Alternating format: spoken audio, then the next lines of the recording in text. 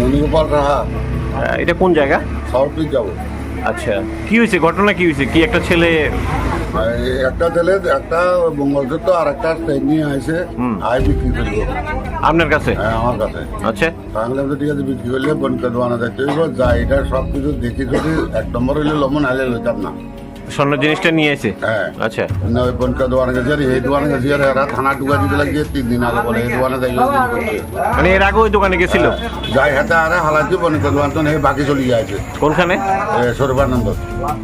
আচ্ছা, মানে স্বর্ণ দোকানে আপনার সাথেই গেছিল? হ্যাঁ আইলে গেছি আর জিনিস যদি অরিজিনাল আছে না মালিক কিনতেন না। আচ্ছা, তো এরপরে ওইখান থেকে হে পালাই গেছে? হালায় চলে গেছে 1 নম্বর টিলে আরে হালায় টালায় হ্যাঁ।